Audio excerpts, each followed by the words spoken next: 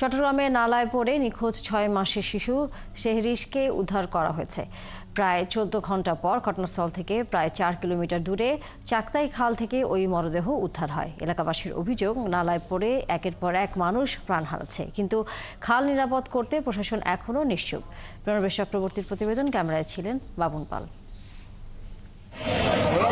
শনিবার সকাল 10:30টায় চট্টগ্রামের বাকলিয়া থানার চাকতাই খালের চামড়াগুদাম অংশের নিখোঁজ শিশু শেহরিশের মরদেহ ভাসতে দেখে কয়েকজন।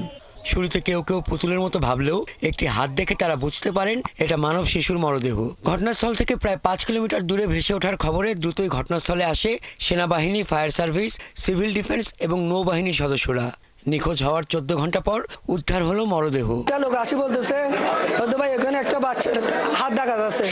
তখন আমি দিদার হচ্ছে দোকানের সদর, উনি দোকান পেলে চলে গেছে আমাদের সাথে। খালের মধ্যে একটা ছেলে দেখছে, দেখে এখানে সবাই জানে এই ঘটনাটা।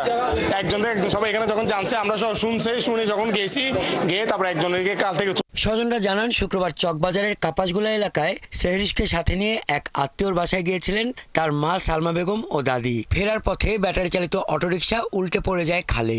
যেটা মারা গেছে সেটা হচ্ছে আমার ভাগিনার মেয়ে, অনেক কষ্টের একটা বাচ্চা। এই রাস্তার পাশাপাশি রেলিং দেওয়া উচিত, আপনারা চিন্তা করেন। এখন ছোট মনে করেন আমার একটা লোক বাজারে গেছে, আমি মনে করি যে বাজারে গেছে, হয়তো থানিতে পড়ে গেছে, এটা আমি জানবো না।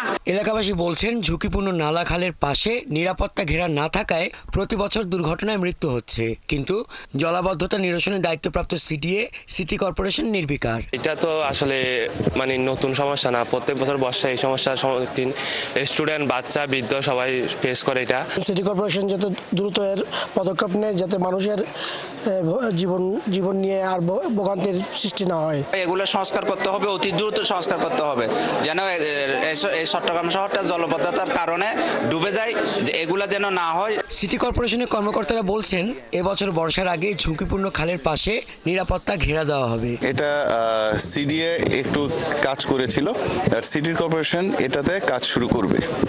এটা জাস্ট কাজটা শুরু হচ্ছে, তো অ্যাক্সিডেন্ট আসলে আমরা কেউ আশা করি না।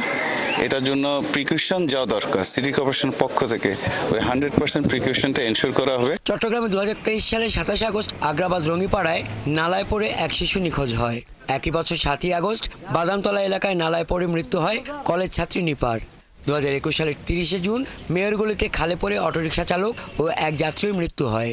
ওই বছরের 25শে আগস্ট মুরাদপুরে চশমা খালে পড়ে তলিয়ে যায় সবজি বিক্রেতা সালেহ আহমেদ। তার মরদেহ আর পাওয়া যায়নি।